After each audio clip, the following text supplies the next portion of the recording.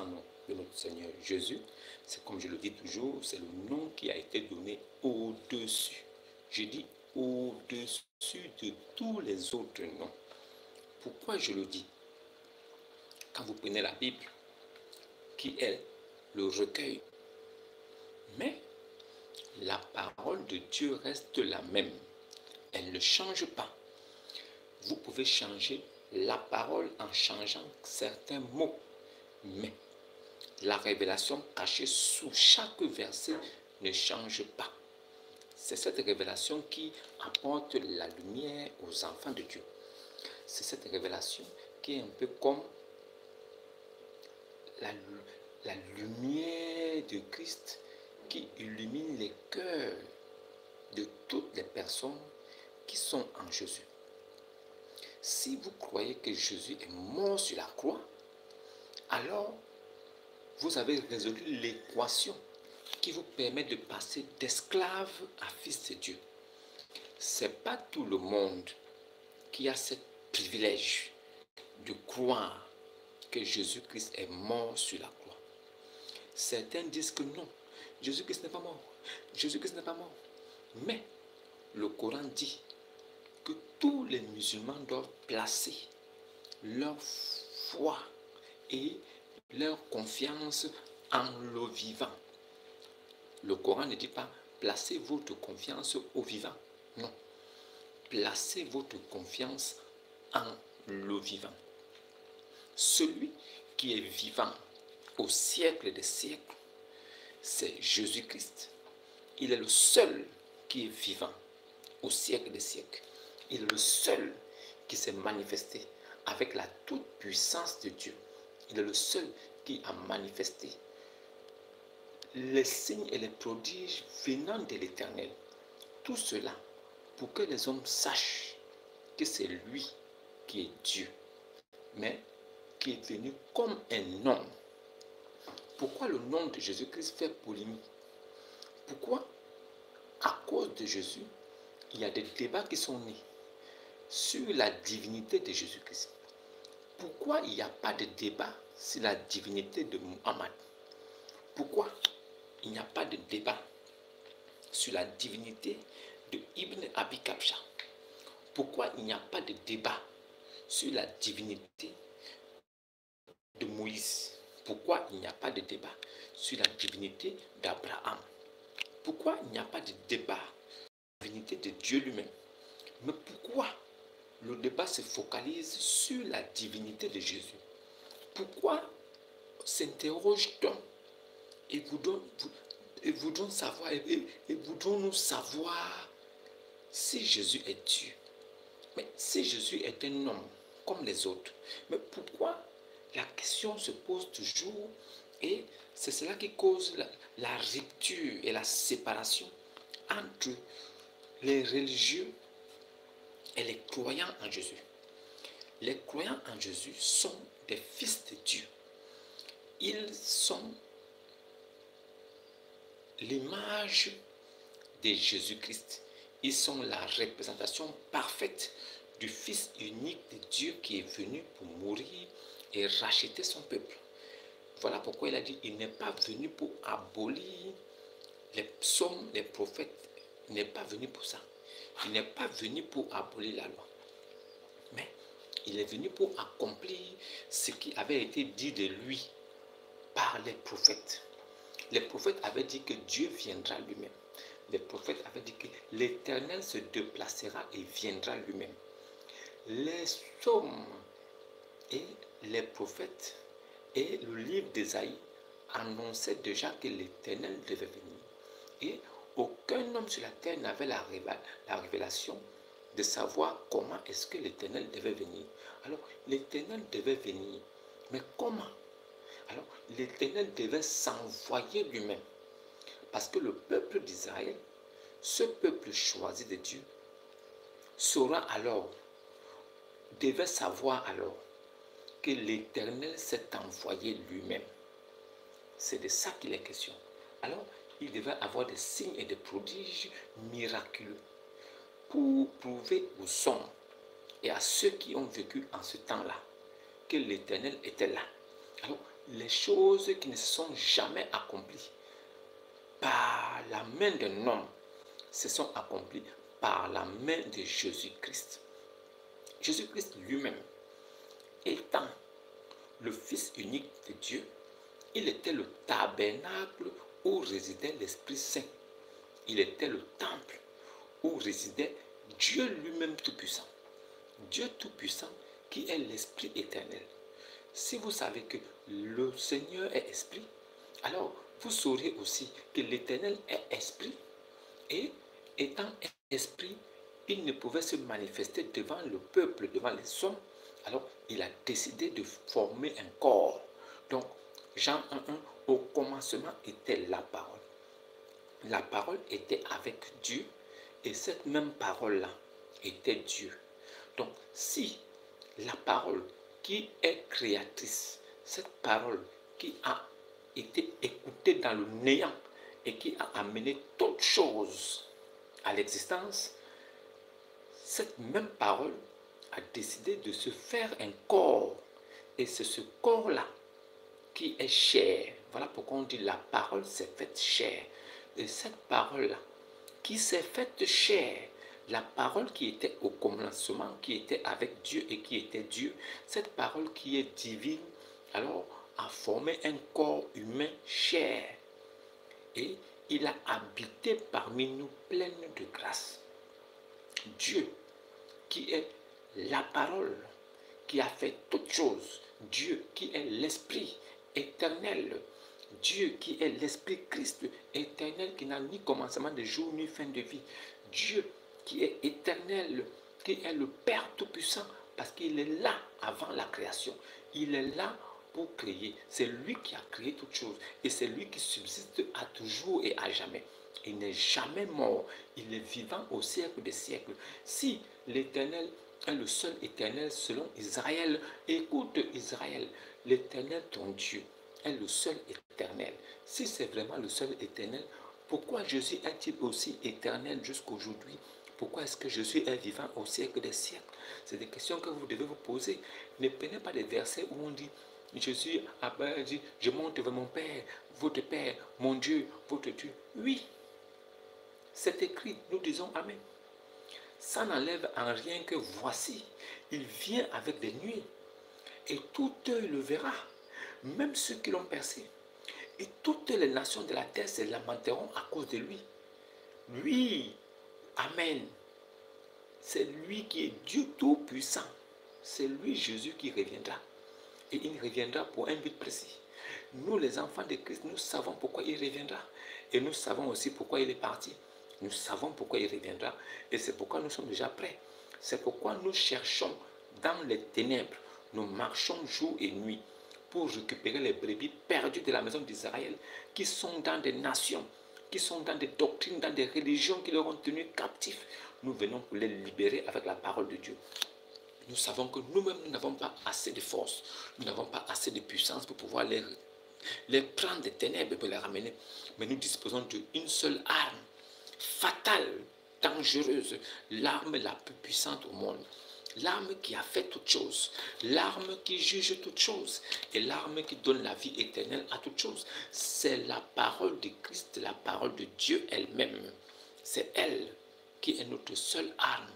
Nous n'avons pas le pouvoir de vous convaincre, mais nous avons le pouvoir de vous dire la vérité. Mais à cela, que vous acceptiez ou pas, que la vérité triomphe, que le nom de Jésus-Christ soit toujours glorifié. Tout honneur et toute gloire reviennent à Jésus-Christ. C'est lui qui est le Seigneur. Alors, aujourd'hui, j'aimerais vous parler de quelque chose. J'aimerais vous parler des 5 piliers de la mort, des 5 piliers de l'abomination. J'aimerais vous parler des 5 piliers de la mort, de la désolation, les 5 piliers de l'abomination, de la perdition, les 5 piliers de l'abomination, de la désolation, les 5 piliers de l'abîme trop profond, les 5 piliers de l'enfer, les 5 piliers de Lucifer, les 5 piliers de l'islam. Les 5 piliers de l'islam, c'est la mort. Celui qui reste dans ça, il est déjà mort. Bien qu'il soit vivant, c'est un mort vivant. Sortez de là. N'acceptez plus des choses que vous ne comprenez pas. Si vous voulez adhérer à une religion, sachez très bien que la religion ne vient pas de Dieu. Nous ne parlons pas de Dieu, mais nous parlons de Christ. La religion ne vient pas de Christ. La religion avait été donnée à Dieu, aux hommes, au peuple juif, par Dieu lui-même. Ça veut dire qu'à travers Moïse, alors il y avait des préceptes à observer. Il y avait tellement de choses à faire que Dieu a dit, observez ceci, faites ceci, marchez comme ça, ne mangez pas ça, ne faites pas comme ça. C'était les obligations à observer que Dieu lui-même avait données au peuple d'Israël pour attendre la venue de son Fils unique qui devait poser ses pieds sur la terre des hommes. Alors, il était question que les hommes restent purs en attendant que l'Éternel vienne lui-même. Alors, l'Éternel devait venir comme le Fils unique de l'Éternel. Alors, l'Éternel est venu comme son propre Fils unique à lui-même. Parce que le mot unique signifie que c'est une chose qu'on ne retrouve pas ailleurs. Alors, il vient comme le Fils unique. Cela signifie que c'est lui-même Dieu qui vient sous une forme qu'on ne peut retrouver que chez lui-même Dieu. Donc, il est le Fils unique. Alors, la parole, l'Esprit éternel, Christ, qui est immense et qui est invisible, a créé lui-même un corps dans lequel il pouvait séjourner pendant son périple sur la terre des hommes. Alors, il est venu comme le Fils unique de Dieu, sachant très bien qu'un esprit ne peut pas engendrer. Alors, si Dieu vient comme un esprit, ou bien si Dieu appelle un homme un Fils unique, cela signifie que c'est le même esprit-là qui a pris un corps chair et qui est venu. Parce que sinon, il serait appelé un prophète. C'est pourquoi la parole dit qu'après avoir parlé autrefois à nos pères par des prophètes, alors il a décidé de nous parler en ce temps par le Fils unique lui-même. Donc Dieu a décidé de parler aux hommes lui-même. Il est venu face à face avec les hommes, mais en prenant un corps humain pour être visible et pour pouvoir échanger directement avec les hommes. Car avant, il parlait du haut des cieux. Il parlait dans un feu dévorant. Il parlait par l'ange, par l'ange de l'Éternel. Dieu parlait sous la forme d'un homme parfait, mais un ange qui s'appelait l'ange de l'Éternel. C'était Dieu lui-même. Alors, il a décidé de venir même comme un homme. Alors, il nous parle maintenant comme un homme. Et il est venu comme un homme. La représentation parfaite d'un homme parfait. Pour que les hommes puissent donc écouter. Mais Jésus étant venu, il leur a dit que cette portion de l'écriture qui annonçait que Dieu devait venir s'accomplir aujourd'hui, il a fermé le rouleau d'Ésaïe et il s'est assis. Il a commencé à les regarder. Ils ont dit blasphème. Tu es fou. Donc tu veux nous dire que Dieu là, l'Esprit éternel, immortel, le Père Tout-Puissant, c'est lui qui est là assis comme un homme. Jamais. C'est ce qui s'est passé. Un scandale de l'an 0, l'an 33, c'est le même scandale aujourd'hui en l'an 2023-2000, c'est le même scandale. Parce que qui peut croire, car ces paroles sont dures à avaler. Mais il n'y a que des enfants de Christ qui peuvent avaler cela. C'est pourquoi nous avalons ça. Et nous disons Amen. Aujourd'hui, nous parlons des 5 piliers de l'islam. Les 5 piliers. Les Juifs se réclament de Moïse. Et quand vous parlez aux Juifs, ils vous disent que oui, Moïse est venu avec la loi, avec la Torah. Et la Torah dit ceci, dit ceci. Voilà les miracles que Moïse a fait au nom de Jéhovah, au nom de l'Éternel, au nom de Elohim. Moïse est venu, il a accompli des prodiges extraordinaires. Moïse est venu, il a montré au monde entier que Dieu était tout puissant et qu'il était le véritable et qu'il était réel. Il y a des gens dans des religions qui adorent des dieux mais qui ne sont pas réels. Il y a beaucoup de dieux sur cette terre, mais des dieux qui n'ont jamais rien fait. Alors, si tu adores un Dieu qui n'a jamais rien fait, qui n'a jamais prouvé qu'il est vivant, alors ce n'est pas de la faute de celui qui adore le Dieu vivant. Vous ne pouvez pas nier que Dieu s'est manifesté puissamment par son Fils unique. Vous ne pouvez pas nier ça. Des écrits montrent assez clairement, avec des preuves irréfutables, que Dieu là, il s'est manifesté. Vous-même, vous savez qu'il est esprit éternel.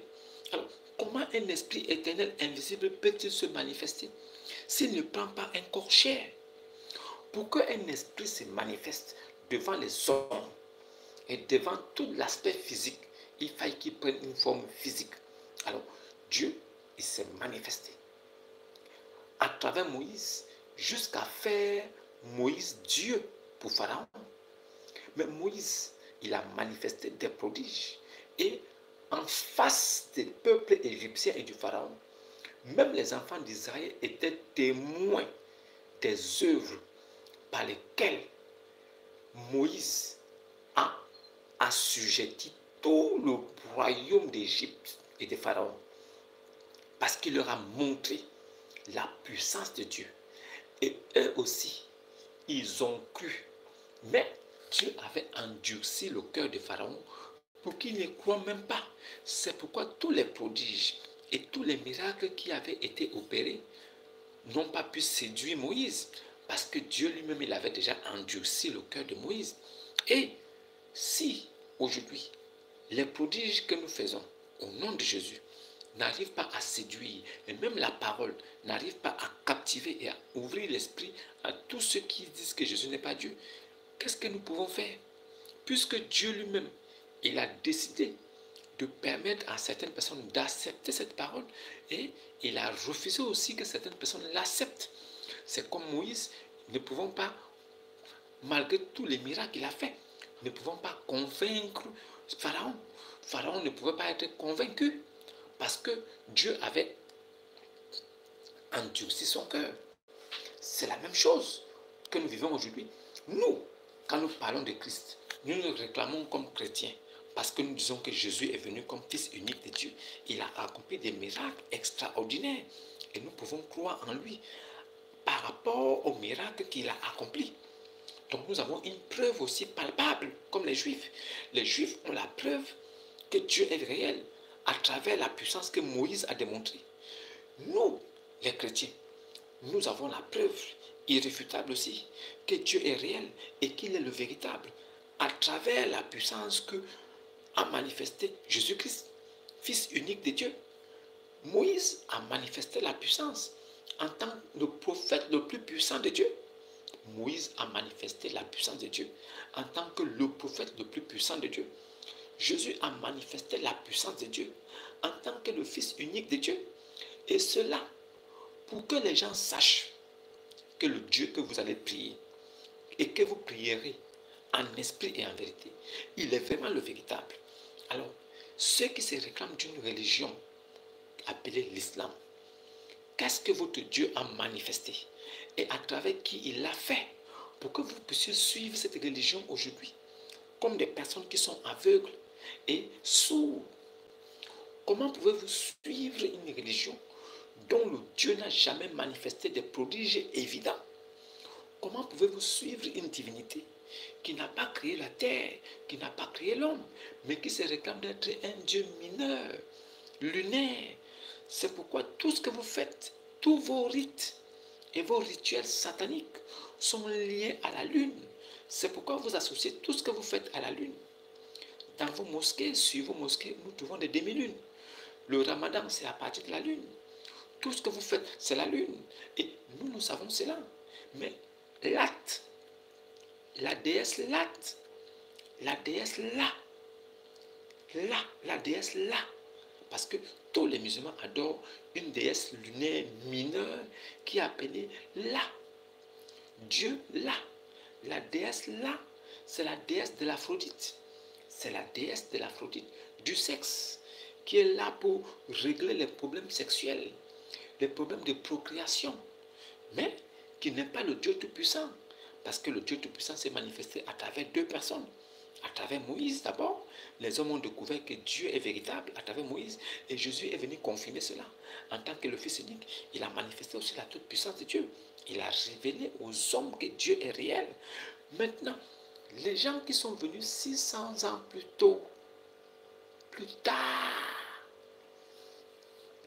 600 ans plus tard, ils viennent nous dire que le Dieu des Juifs qui a dit que celui-ci est mon fils bien-aimé, en qui j'ai mis toute ma confiance.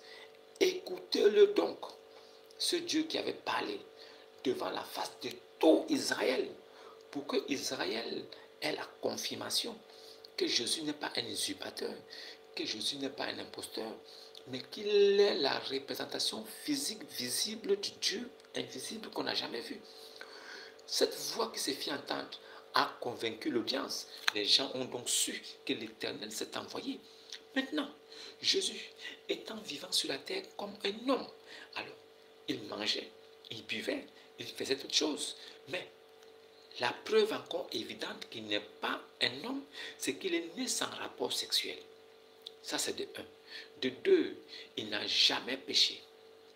De trois, il est mort et ressuscité, élevé au ciel. Mort, ressuscité, élevé au ciel. Il siège à la droite du Père. Il est donc assis aux cieux à côté de Papa.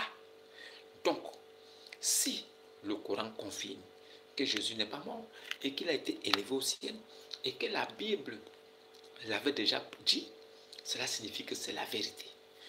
Maintenant, en ce qui concerne le Al-Quran, ceux qui suivent le prophète de ce livre, que dont lui-même n'a jamais écrit, nous savons avec des preuves irréfutables que Muhammad ibn Abi Kabsha, de son vrai nom, Abu al-Qasim, de son nom en langue française, n'a jamais écrit un Coran. Il n'a jamais laissé un Coran pour que le peuple arabe puisse lire et continuer à observer les commandements de Allah. C'est le calife Ousmane, 205 ans plus tard, qui est venu maintenant commencer donc à écrire les hadiths. Et c'est à travers les hadiths que les musulmans se sont repérés parce qu'ils étaient déboussolés. Le Coran n'expliquait rien du tout. Le Coran n'expliquait pas la shahada, le pèlerinage à la Mecque. Le Coran n'expliquait même pas les 5, on appelle ça quoi? La zakat. Le Coran n'expliquait pas la shahada, qui est le tawhid, en réalité, n'expliquait pas la zakat, qui est le monde légal, qui est une dîme exigée, obligatoire, qui se pratiquait même avant l'islam. C'est-à-dire que le Coran n'explique même pas le pèlerinage à la Mecque. Le Coran n'explique pas ça. Le Coran n'explique pas le carême ramadan, le jeûne de 30 jours. Ça n'existe pas dans le Coran. Ce n'est pas écrit. Ce sont les hadiths de Al-Bukhari.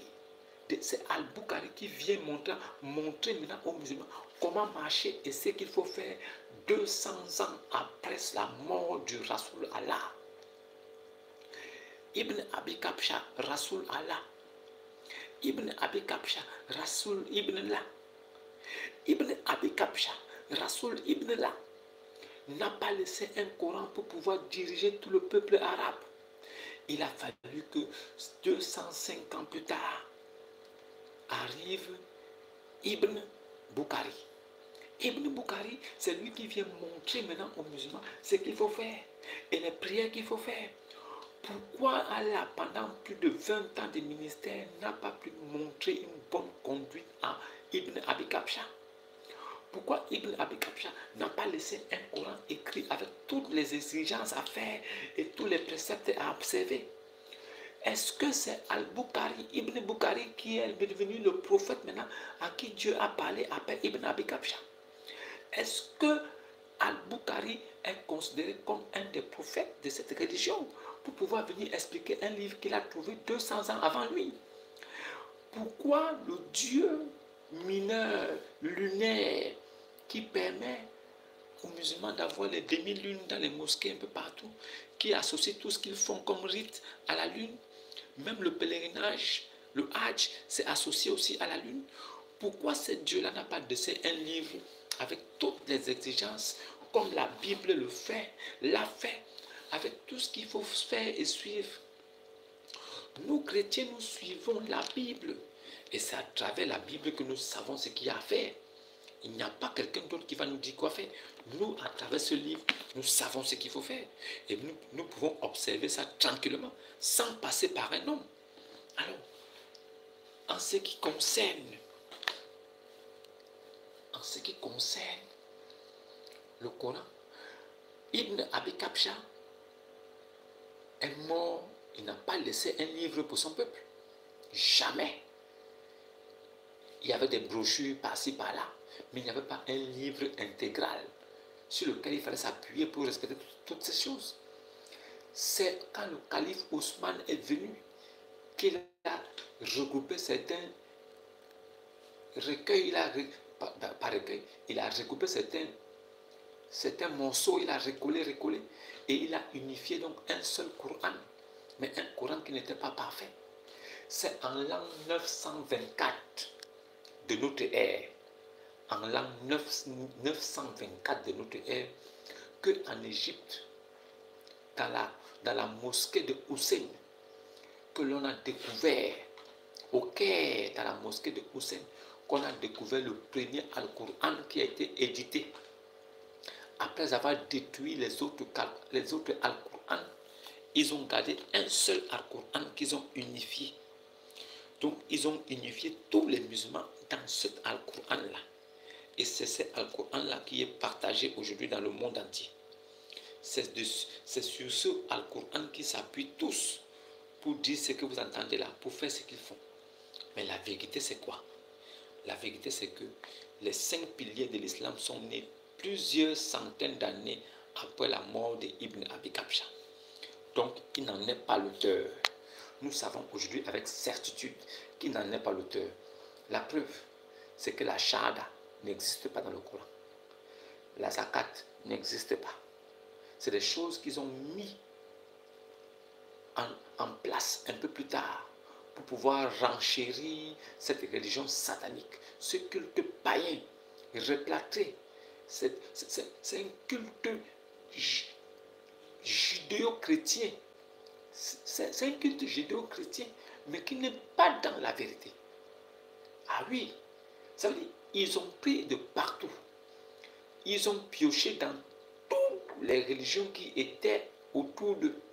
N'oublions pas qu'ils étaient influencés par les religions autour d'eux. Alors, c'est autour d'eux qu'ils ont pioché pour fabriquer ce que vous entendez aujourd'hui qu'on appelle islam. Islam qui vient de salam. Salam, salut. Ils disent que c'est le salut. Donc, c'est le livre du salut. Islam. Islam, c'est la mort. L'islam, c'est la mort. Je vais énumérer ici les 5 points. On va aller très vite, avec une précision chirurgicale et précise de toutes les inventions. Ça veut dire on va faire une analyse et la critique directement sur chaque pilier pour que vous sachiez là où vous êtes. Pour les musulmans à 2 balles qui ne connaissent pas le Coran, alors ce sera pour vous une preuve assez claire et évidente pour vous permettre de connaître dans quoi vous êtes. Nous savons avec beaucoup d'exactitude que 99% des musulmans, des Moussaïlama, sont des illettrés analphabètes. C'est la raison pour laquelle cette religion, ce culte satanique prospère. Ce culte satanique prospère parce que la plupart des membres et des adeptes qui y vont sont analphabètes et illettrés. La plupart même vont épouser une religion dont les commandeurs disent qu'il faut prier en une seule langue. Et quand tu embrasses l'islam, tu embrasses la mort. Qu'est-ce qui se passe? L'islam subsiste par le trafic d'influence, par les menaces de mort. Si tu quittes la religion, on va te tuer. Si tu quittes la religion, on va te proscrire, on va te rejeter de la société. Si tu quittes l'islam, on va te faire du mal, on va même te tuer, on va te faire ceci. Les femmes sont marginalisées à un point où elles ne doivent même pas parler. Leurs droits sont bafoués. C'est que les pays islamiques contiennent la femme comme un objet. C'est pourquoi même l'école, même on ne veut pas qu'elle fasse. On ne veut pas qu'elle soit intelligente. Parce que le prophète a dit qu'elle a un demi-cerveau. C'est un animal. On doit seulement l'utiliser seulement pour faire des enfants. C'est tout. Donc, ils subsistent pourquoi? Parce qu'ils sont analphabètes et illettrés. Et la plupart des adeptes qui acceptent ce culte sont analphabètes et illettrés. Ils ne font pas de recherches. Parce que leur Dieu a dit dans la ne posez pas de questions sur des choses que si elles vous étaient révélées, vous mécontenterez. Alors pour éviter le mécontentement, ils ne posent pas de questions. Ils sont comme ça, c'est la posture des moutons. Ils vont à l'abattoir. Il n'y a pas de réflexion. Aujourd'hui, certains commencent à réfléchir parce que je leur apporte à la lumière les choses qu'on ne leur a jamais dit. Je leur dis, est-ce que ça s'appelle de Dieu? Est-ce qu'un homme qui fait ceci peut venir de Dieu? Est-ce qu'un homme qui a commis tel acte peut être un homme de Dieu? Est-ce qu'un homme qui a fait ça peut être un homme de Dieu? Est-ce que vous-même, vous pouvez suivre un homme qui baise les cadavres? Un homme qui couche les cadavres ne peut pas être un homme de Dieu. Ce n'est pas possible. Même seulement pour le respect de soi. Tu ne peux pas être un homme de Dieu et tu couches un cadavre. C'est pas possible. C'est pas possible. Quel exemple donc tu montres à des générations futures? Est-ce que tu es un exemple de vie? Comment tu peux avoir 54 ans, tu vas prendre un bébé de 6 ans, Aïcha, et tu la couches? Est-ce que c'est normal? Laissons d'abord le côté Dieu à côté. Mettons Dieu de côté. Est-ce qu'un homme normal qui se respecte peut aller prendre un bébé de 6 ans? Elle a encore des couches câlines et les caca aux fesses. Un bébé qui ne sait rien faire, qui allait encore, qui tête sur ça. Elle tête encore le sein maternel. Toi, un homme de la 54 ans, tu as 54 ans, tu te permets de prendre un bébé comme ça et de coucher. Si tu n'es pas maudit, c'est qu'il n'y a rien à ta tête. Comment un homme normal qui est le modèle parfait peut-il prendre la femme de son fils adoptif? Il prend la femme de son fils adoptif, Zaïd. Zaïd avait sa femme. Il a récupéré ça, il a tapé. Zaïd était encore vivant. Les Juifs ont critiqué, il a dit non. Il a fait ça parce que son Dieu lui a permis. Pour que tout homme maintenant qui a un fils adoptif, il puisse prendre la femme de son fils adoptif s'il le veut. Et ça ne va aller nulle part. Quel est ce Dieu qui permet à un homme de pratiquer le zawaj al-muta qu'ils ont essayé de traficoter en disant que c'est le mariage traditionnel? Quel mariage traditionnel où tu prends une femme, tu la loues pour des services sexuels, tu donnes de la... Quand tu finis de jouir d'elle, quand tu la laisses, quel autre... Est-ce que vous avez pensé à tout ça? Pour que vous sachiez que ce n'est pas de la sagesse de Dieu, c'est de l'abomination et la perdition. Un Dieu qui se respecte, avec un prophète qui se respecte, ne peut pas dire à l'homme que vas-y, va remplir la terre de perversité, va faire de la prostitution et l'adultère à outrance, couche toutes les femmes que tu vois et donne-leur de l'argent. Et après, laisse-les. Quand tu les laisses, quel autre homme va les prendre? Quel autre homme va les prendre si toi tu les laisses? La pratique du Zawad Mouta, c'est la prostitution légalisée par Allah et son prophète. Est-ce que c'est de Dieu? Non. Non. Bon, commençons. La shahada. La shahada, c'est quoi? Quand vous voyez un homme qui dit que non, je veux devenir musulman, on dit ah bon, tu veux devenir musulman? Ok, d'accord, viens réciter. Allez, lève l'index. Ashhadu, lo, Muhammad Rasoul Allah. Ah, tu lèves l'index et on va te raser la tête. On enlève les cheveux. Après, tu lèves l'index, tu récites Ashhadu, lo, Allah, Muhammad Rasoul Allah. Mais la shahada, ça veut dire que tu es en train de confesser. Ça veut dire que tu fais une profession. Ça veut dire que tu viens certifier que oui, il n'y a de Dieu que Allah. Mais quand tu viens dire qu'il n'y a de Dieu que Allah, sur quelle preuve tu t'appuies pour dire ça? Tes ancêtres n'ont jamais vu Allah. Ton prophète n'a jamais parlé avec Allah. Tes ancêtres qui ont vécu même avec Ibn Abi Kabsha n'ont jamais vu Allah. Ton grand-père là, il n'a jamais vu Allah. Ton père qui est mort là, il n'a jamais vu Allah. Mais toi, quand tu te lèves, tu viens dire Ashhadu, lo, Muhammad Rasulullah. Est-ce que tu as déjà vu Allah? Tu t'appuies sur quoi pour penser dans ta tête un seul instant que Muhammad peut être un prophète? Qu'est-ce qui t'a dit ça? Mohammed a reçu sa révélation dans une grotte à Hira. Il n'a jamais été parlé en public. Aucun homme n'a vu la manifestation de Allah. Ibn Abi Kabsha, alias Mahomet, recevait ces incantations-là dans une grotte humide, ténébreuse. Il recevait ces incantations dans une grotte humide, ténébreuse. Il était seul. Personne n'était avec lui. Alors, le gars recevait ces incantations tout seul. Qui sont ceux qui étaient là pour venir témoigner que oui, nous attestons que c'est vrai parce que nous avons été là, nous avons écouté. Qui était avec lui pendant qu'il recevait les révélations? La preuve, c'est quoi? C'est qu'une fois, l'ange Jibril n'a même pas pu rentrer chez Muhammad. Pourquoi? Parce qu'il avait des statuettes chez lui, de l'idolâtrie. Il avait des statuettes chez lui. Et en plus, il y avait un chien chez lui. Donc, l'ange Jibril a eu peur du chien. Il n'a pas pu rentrer dans la maison. Et à cause des statuettes qu'il avait, que Ibn Abi Kabsha avait chez lui, l'ange n'a pas pu rentrer. Deux raisons qui ont bloqué le tout-puissant ange de Dieu Gabriel, qui a appelé l'ange Jibril. L'ange Jibril n'a pas pu rentrer chez Ibn Abi Kabsha à cause d'un petit chiot. À cause d'un petit chiot et à cause des statuettes dans la maison du grand prophète. Quand tu dis Ashhadu, Muhammad Rasoul, après on te rase là, après on te donne un nom comme Abubakar Kamara, ou bien Abubakar Abdous, Abubakar, quoi c'est? Il y a des noms là, les petits. Jawara, Abubakar, on te donne Abubakar, on te donne Saïd, on te donne Hazar, il y a des noms comme ça qui prennent, des Djibril. Tout ça, c'est les noms qu'on vous donne quand vous devenez musulman. Mais, qui de tes ancêtres a vu la manifestation de Dieu Allah pour pouvoir croire aujourd'hui, pour que toi tu dises que j'ai lu et j'ai vu qu'il s'est manifesté? Aucune manifestation de Allah depuis l'éternité jusqu'à aujourd'hui. Depuis que le monde existe jusqu'à aujourd'hui, Allah ne s'est jamais manifesté. Il n'y a jamais eu un signe évident qu'il est Dieu. Jamais. Maintenant, quand tu fais Ashhadu, tu confesses que lui est Dieu, sur quelle base?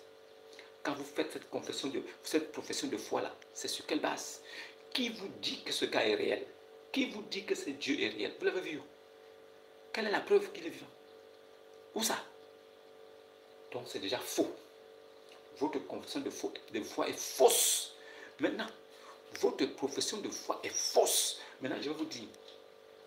Donc on dit, c'est lui Allah, l'unique. C'est lui Allah, l'unique. Mais ce n'est pas unique qui est là. C'est lui Allah, un, deux. C'est lui Allah, un, deux. Mais c'est le Tawhid. Le Tawhid, ça veut dire l'unicité. Donc, normalement, on doit dire que c'est lui Allah, l'unicité. C'est lui Allah, l'unicité. Donc Allah, si c'est vraiment Allah qui est le seul Dieu, pourquoi donc mettre le Tawhid qui signifie unicité? Est-ce qu'on peut unir quelque chose qui est seul? Est-ce que si Allah est seul, on peut l'unir avec quelqu'un d'autre? Comment pouvez-vous unir le seul Dieu en mettant le nom unicité? Le Tawhid qui veut dire l'unicité. Donc, Ahad qui signifie l'unicité. Donc, le Tawhid. Donc, Allah est seul. Il n'y a de Dieu que Allah. Il n'y a de Dieu que Dieu. Et c'est Muhammad qui est son prophète. Donc, vous confirmez et vous confessez qu'il n'y a de Dieu que Allah. Mais vous n'avez aucune preuve que c'est vraiment lui. Et on nous dit après que l'unique, ce n'est pas l'unique. Désolé, ce n'est pas l'unique. Allah n'est pas l'unique. C'est plutôt l'unicité. Allah. C'est lui Allah. L'unicité. Mais comment est-ce qu'on peut unir quelque chose qui est seul? C'est pourquoi il y a le nom de majesté qui existe. Nous y avons, nous avons, nous. Ils ont dit c'est le nous de majesté. Ce n'est pas nous. Hein. Ça n'existe nulle part, le nous de majesté. Invention pure et simple de l'islam pour tromper. Mais heureusement, ça ne peut plus passer. Donc, c'est déjà faux. À Charlot, c'est faux. Il ne peut pas être, il ne peut pas être Dieu. Si vous dites qu'il n'y a de Dieu que lui, et c'est seulement Muhammad qui est son prophète, alors allez dans votre Al-Qur'an, enlevez Moussa, enlevez Djibril, enlevez toutes les personnes que vous avez puisées dans la Bible. Enlevez Yahya, enlevez Noé, qui est Noé. Enlevez Abraham, qui est Ibrahim. Enlevez. Enlevez Yassou, qui est Jésus, mais qui n'est pas Issa. Allez enlever ça. Puisqu'il n'y a de Dieu que Allah. Et son seul prophète, son Rasoul, c'est Ibn Abi Kabsha. C'est le seul. Donc, allez enlever tout ça et prenez votre livre. Gardez seulement Ibn Abi Kabsha comme votre seul prophète là-bas. N'allez pas prendre la promesse des Juifs et des chrétiens. Vous voulez vous recouvrir avec ça. Non, non, non. Enlevez tout. Puisqu'il n'y a de Dieu que Allah et que c'est seulement Muhammad qui est son prophète, enlevez tous les autres prophètes là, tranquillement. Et gardez votre seul prophète. On ne va plus vous parler. Si vous sortez de là, vous enlevez Abraham, vous enlevez Jésus, vous parlez seulement de votre Ibn Abi Kabsha. Je ne ferai plus de vidéos ici, là-dessus. Je ne ferai plus de vidéos là-dessus. Mais tant que vous allez vous réclamer d'Abraham, tant que vous allez dire que votre Issa, c'est Jésus, alors vous me verrez toujours ici pour vous dire non, c'est faux. C'est faux. Votre profession de foi est fausse. Il n'y a de Dieu que Allah et c'est seulement Ibn Abi Kabsha qui est son prophète. C'est faux. C'est faux. Ça veut dire que selon les Saintes Écritures, c'est faux. Parce que avant que l'islam ne naisse, il y avait déjà la Torah depuis. Et après, il y a eu l'évangile. Donc, Muhammad ne peut pas se réclamer d'être le seul prophète. Il y a des prophètes avant lui. Donc, arrêtez ça. C'est déjà faux. Maintenant, la zakat. La zakat, c'est le monde légal. Qu'est-ce que vous appelez aumône légal? Est-ce que le monde peut être légal? Est-ce que le monde donné aux pauvres doit être légal? Pourquoi? Qu'est-ce que vous appelez aumône? Le monde légal, c'est une tricherie. En fait, c'est une dîme obligatoire. La zakat, c'est une dîme obligatoire. Et tous les musulmans ne respectent pas ça. Ils attendent la période de fête de Ramadan. C'est là que tu les vois donner un peu. La plupart, c'est à cette période-là qu'ils donnent un peu. Parce qu'ils veulent se faire bien, bon devant les dieux. Alors, pour se faire bon devant Allah, on donne un peu pendant la période des fêtes pour montrer que oui, on est vraiment un pratiquant. On est un bon pratiquant. Mais la vérité, c'est quoi? C'est que le monde légal n'est pas né avec l'islam. Jamais. Les ancêtres, c'est-à-dire que les ancêtres des musulmans de l'an 639 là, leurs ancêtres païens pratiquaient déjà ça. Ça s'appelait la dîme. C'était une dîme qu'il fallait payer. C'était une dîme. Au monde légal. C'est des conneries. Ça ne vient pas de l'islam, ça. Ils ont copié ça sur les Sabéens. Ce sont les Sabéens qui faisaient cela. Les Sabéens sont des pratiquants qui respectent les planètes. Eux, ils prient avec les planètes. Pour eux, l'alignement des planètes compte. Les Sabéens étaient des gens qui avaient voué un culte aux astres. Les Sabéens étaient des idolâtres des astres. Eux, ils priaient les astres. C'était leur travail. Alors, comme ils ont influencé Ibn Abi Kabsha et sa bande, ils ont allé là-bas, ils ont regardé dans la religion des Sabéens. Ils ont pris le culte païen. Ils ont pris ce culte païen. Et ce culte païen de la pierre noire, c'est là qu'ils ont pris ça. Mais ils n'ont pas seulement pris ça. Ils ont aussi pris le monde légal, qui était une sorte de dîme que les gens devaient payer. Ils ont pris ça. Ils ont acheté chez eux. Donc ça, c'est déjà faux aussi. Le deuxième pilier, la zakat légale, c'est faux. La zakat, simplement, donnée aux pauvres, ça s'arrête là. Mais si c'est le monde légal, c'est des bêtises. Maintenant, entrons, nous avons le pèlerinage à la Mecque. Le pèlerinage à la Mecque a été ajouté des centaines d'années après la mort d'Ibn Abi Kabsha. Comment est-ce que le pèlerinage à la Mecque peut être une chose que Dieu a demandé d'observer? Ce sont les Sabéens qui pratiquaient le culte de la triangulation, faire 7 tours autour d'une pierre. Et Muhammad a vu ça là-bas. Alors il est allé faire ça avec eux. Après avoir fait ça avec eux, il a décidé lui-même aussi de commencer d'appliquer ça dans sa religion qu'il a créée. Le culte des pierres était un culte qui était pratiqué.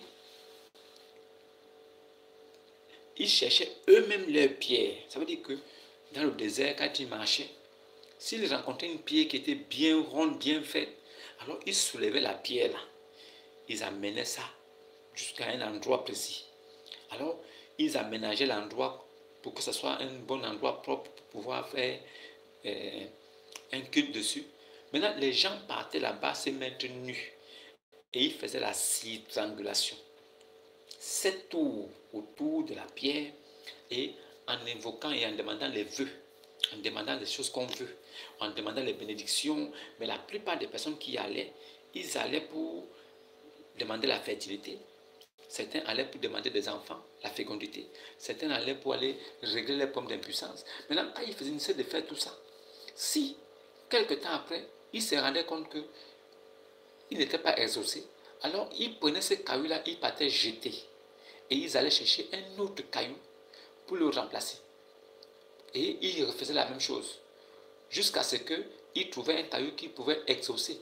Donc, eux, ils faisaient quoi? C'était au hasard, c'était le hasard. C'est-à-dire qu'on prend un caillou, on fait les interrogations, tout ça. Pendant ce temps, maintenant, on continue à faire nos choses comme avant.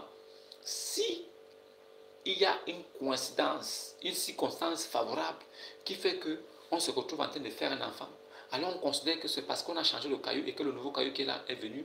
Ce nouveau caillou qui est venu, c'est lui qui est puissant, qui nous a permis d'avoir l'enfant. Alors on garde encore le caillou plus longtemps. La plupart de ceux qui faisaient la triangulation ont copié ça sur les Sabéens. Ce sont les Sabéens qui ont montré la triangulation. Ce sont ceux-là qui vouent des cultes. Ils sont des religieux. Ce sont des religieux. Et ils prient des astres. Eux, ils font des cultes pour les astres. C'est ça.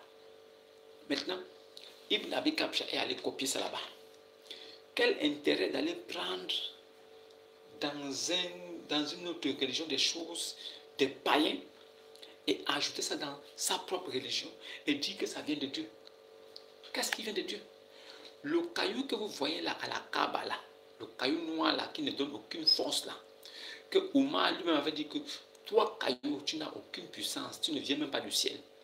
Si je n'avais pas vu l'apôtre de Djibril t'embrasser, je ne t'aurais jamais embrassé. Tu n'as ni bonté, ni bénédiction, ni malheur. Tu es un caillou banal. C'est parce que Ibn Abi Kabsha avait embrassé le caillou que tous ceux qui le suivaient, là, ces soldats, ont fait la même chose. Mais la réalité reste la même. Ce caillou était impuissant. Jusqu'aujourd'hui, ce caillou est impuissant. Puisqu'il y a quelqu'un qui avait volé ce caillou.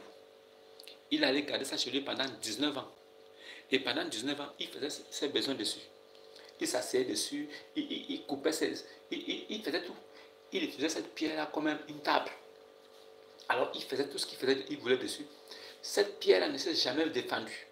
Ou bien ne s'est jamais envolée, repartie, s'est posée à la Mecque pour dire que je suis descendu du ciel. Aucune personne ne peut me toucher. Alors, c'est plus tard que les gens ils ont pu récupérer ce caillou. Et ils ont continué donc à adorer ce caillou jusqu'aujourd'hui. Mais ce caillou n'a aucune puissance. Si vraiment ce caillou avait une puissance, mais quand on l'a volé pendant 19 ans, ce caillou devait disparaître. Ce n'est pas le cas. Maintenant, ce caillou banal qui n'a aucune puissance là, les musulmans payent de l'argent, ils dépensent des moyens pour aller là-bas, faire pèlerinage. Mais selon le Al-Qur'an, le fleuve Nil tire directement sa source du 7e ciel, là où vit Allah. Puisque Ibn Abi Kabsha a dit qu'il est allé au ciel, il est allé jusqu'au 7e ciel. Donc, au niveau du 7e ciel, c'est là-bas où vit Allah. Mais les cieux en dessous, c'est là-bas où vivent les prophètes. Et chaque ciel plutôt, a un gardien et une porte. Quand tu arrives, il faut cogner. Et tu t'annonces si c'est bon, on ouvre ou bien on n'ouvre pas. Bon, au lieu d'aller adorer un caillou qui serait tombé du ciel, tout blanc, Un caillou tout blanc qui est tombé du ciel, mais avec les péchés de la terre, ce caillou est devenu noir. Vous allez faire la triangulation là-bas pour pardonner vos péchés étant nus. D'accord. Mais ce serait mieux d'aller plutôt au Nil, au fleuve Nil. Allez plutôt au fleuve Nil. Allez plonger là-bas. Parce que, apparemment, ce qu'a dit votre prophète, Ibn Abi Kabsha, aurait dit, et c'est écrit, c'est vérifié et certifié, que le Nil, le fleuve Nil tire sa source directement du 7e ciel, là où vit Allah. Bon. Pourquoi vous n'allez pas directement vous plonger dans le Nil? Pourquoi le Nil n'est pas un lieu où vous pouvez aller faire le pèlerinage directement? Puisque le Nil est toujours là, et l'eau coule toujours, allez-y directement au fleuve Nil. Et vous suivez le fleuve jusqu'à arriver au point où vous voyez comment l'eau tombe du ciel. Mais si l'eau tombe du ciel venant si l'eau du Nil tombe du 7e ciel jusqu'à terre, mais allez-y suivre le chemin là. Si vous réussissez à monter, vous pouvez suivre le chemin de la source du Nil jusqu'à arriver au 7e ciel là où se trouve Allah. Lui-même, Ibn Abi Kabsha a dit qu'il faut 10 000 ans pour qu'une personne quitte de la terre pour arriver au 7e ciel. Mais le même encore dit qu'en 8 heures, il est arrivé là-bas. Bon, nous on va suivre quelqu'un comme ça, qui a laissé les gens dans un culte païen, de l'idolâtrie, où il faut aller adorer un caillou noir. Soit disant le caillou était blanc, et il est devenu noir à cause des péchés. Mais le prophète a dit que le Nil tire sa source directement du 7e ciel de Allah. Donc le mieux serait que vous alliez au Nil, vous partez là-bas adorer votre Allah. Vous buvez l'eau du Nil parce que ça tombe directement du ciel. Et vous serez guéri, et vous serez même purifié. Vous serez même aussi ressuscité. Quand un musulman meurt, soulevez son cadavre, allez déposer ça au fleuve Nil. Il va ressusciter. Puisque l'eau qui sort du ciel de Allah, du 7e ciel, l'eau là peut guérir, peut faire toutes les choses. C'est une eau miraculeuse. Si votre prophète a dit que l'eau, le fleuve Nil, tire sa source directement du 7e ciel, là où est Allah, c'est qu'il était fou. Votre type là, il était fou. Il avait vraiment des démons qui le grattaient le cerveau comme ça. Il était fou. Il était malade. Il dit que le Nil tire sa source directement du 7e ciel de Allah. Voilà un maudit comme ça qui vous a laissé dans ça. Et aujourd'hui, vous avez honte parce que vous savez que c'est faux. Si vous essayez d'aller au Nil et vous ouvrez votre Alcoran, ce livre maudit, pour dire que non, Allah a dit que le fleuve Nil tire sa source directement du 7e ciel. Et voilà pourquoi nous sommes là. Les gens vont venir vous dire, ok d'accord, montre-nous d'où coule l'eau là, l'eau du Nil là, ça sort d'où? Les scientifiques vont remonter ça avec vous. Vous allez découvrir qu'il n'y a même pas une goutte d'eau qui tombe du ciel pour tomber sur le fleuve Nil. Mais Muhammad vous a dit ça. Il a dit que le fleuve Nil là tire sa source directement du 7e ciel. Donc nous devons aller vérifier et voir comment l'eau sort du ciel et ça tombe sur le fleuve pour être sûr que oui, voilà la source, ça sort du ciel. Et nous pouvons suivre la source pour nous retrouver aussi au paradis directement avec Allah, sans forcer. Vous êtes des hallucinants, des chauves-souris, quoi. Vous êtes des ténébreux. Vous prenez ce qui vous arrange. Vous êtes là.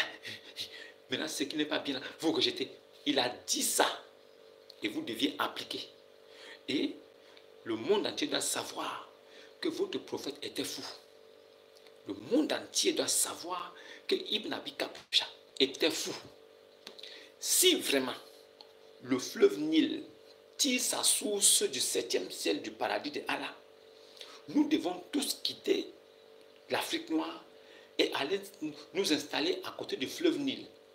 Comme ça, au moins chaque minute, à chaque fois, nous partons nous rincer le visage avec l'eau du Nil. Ah, l'eau qui vient de Dieu, l'eau qui sort du 7e ciel, l'eau qui tire sa source du 7e ciel de Allah. Tu pues ça, tu bois. En même temps, tu sais que tu es propre. L'eau qui sort de Dieu, le Nil, tire sa source du paradis. Vous préférez aller tourner sur une pierre banale qui a la forme d'un vagin au lieu d'aller directement sur le fleuve Nil, aller vous plonger à l'intérieur. C'est parce que vous savez que c'est absurde. Vous savez que c'est la folie. Que si vous essayez de dire ça, les gens sauront que votre religion est une fausse religion. C'est un culte satanique. Vous préférez maintenant vous agrippez maintenant sur le caillou. Non, le caillou là, ça vient du ciel. Le caillou là est tombé du ciel. Quel caillou qui est tombé du ciel? Quel caillou peut tomber du ciel? Et si c'est un caillou qui est tombé du ciel, ça a plus d'importance qu'un homme? Qui vous a dit qu'un caillou a plus d'importance qu'un homme? Depuis que ce caillou là est là-bas, ça a fait quoi? Qu'est-ce que ce caillou a fait? Qu'est-ce que ça vous a fait? Vous-même qui êtes parti faire le Hajj, vous êtes revenu. Ce caillou-là a fait quoi pour vous? Allez-y plutôt au Nil, là-bas. Hein? Ce sera mieux pour vous. Allez au Nil et vous remontez la source jusqu'au 7e ciel. Un prophète possédé par des démons, le fleuve Nil tire sa source directement du 7e ciel de Allah. Maudia. Allez-y au Nil.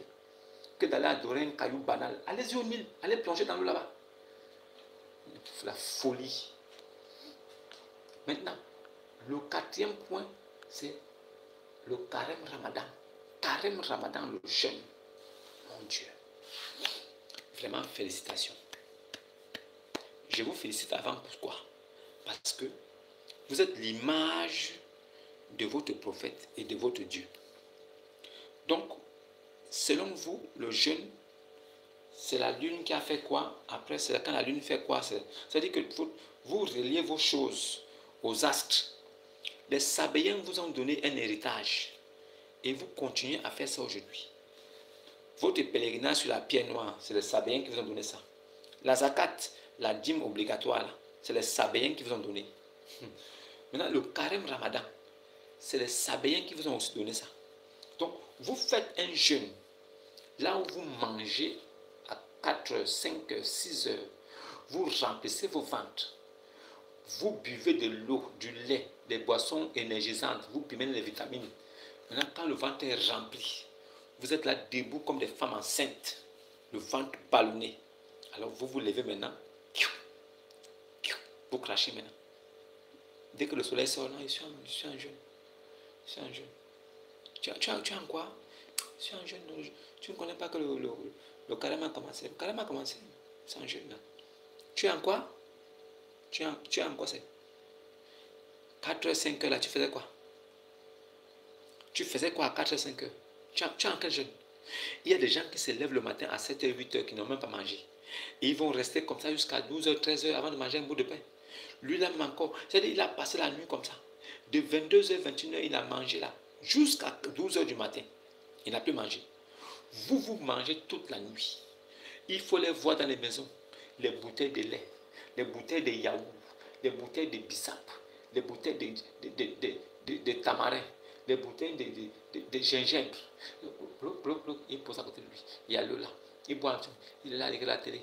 Il boit un peu. Il prend le jus, il boit un peu, il dépose. C'est-à-dire, il passe toute la nuit à manger, ruminer, grignoter, manger, ruminer. 5h du matin, il se lève, pip, il a mis le chrono. Il mange, il prend ça, il mange. Quand il sent qu'il est bien calé, alors il attend 6h du matin. 6h sonne, il sort de chez lui maintenant. Il te dit qu'il est en jeûne. Je suis en jeûne. Il a mangé à 5h. Il va encore manger à 17h30. Il est en jeûne. Voilà quelqu'un qui est en jeûne, qui a mangé le matin. Il a mangé à 18h. Il mange à 6h. Il mange à 18h. Mais il est en jeûne. Il passe 12 heures de temps en abstinence. Le ventre plein. Le ventre bien goinfré. Mais il est en jeûne. Je suis en jeûne. Il crache ici. Il crache là-bas. Non. Il crache pour ne pas avaler la salive. Parce qu'il veut faire un jeûne solide. Un vrai jeûne. Il faille que son Dieu sache qu'il est vraiment en jeûne et qu'il n'a même pas avalé une goutte de salive. Il oublie qu'à 5 heures, il a rempli son ventre. C'est comme ça que son Dieu a dit à Marie que secoue vers toi le tronc de palmier. dattiers. Des dattes fraîches tomberont. Mange les dattes là et bois de l'eau et que tes yeux se réjouissent. Si tu sors d'ici et que tu vois un d'entre les humains là, alors dis-lui que tu as voué un jeûne à ton Seigneur. Donc, à la demande à Marie, mère de Jésus, de manger et de boire. Mais que si elle sort là, si elle croise un homme, elle n'a qu'à lui dire qu'elle est en jeûne. C'est ça là que vous faites dans votre carême ramadan. Carême ramadan de la triche, du banditisme. Vous n'êtes pas en jeûne. Il n'y a que vous seul qui savez que vous êtes en jeûne. Nous savons que vous n'êtes pas en jeûne. Tous les véritables chrétiens de la terre savent que vous n'êtes pas en jeûne. Nous savons ça. Mais nous vous regardons avec des yeux de la pitié. Parce que nous savons que vous vous trompez vous-même. Vous vous séduisez vous-même. Vous croyez tromper le monde. Vous mangez, vous avez les ventres pleins. Et selon certaines études, c'est en cette période même que vous mangez le plus. L'Arabie Saoudite dépense 2 milliards pour manger pour un mois.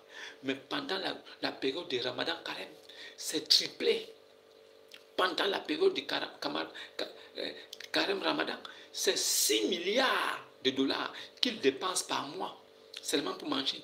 Est-ce que vous voyez comment est-ce que pendant la période de jeûne, le coût de la bouffe augmente? C'est-à-dire que les dépenses pour la bouffe sont encore plus élevées parce qu'on dépense plus en ce moment-là.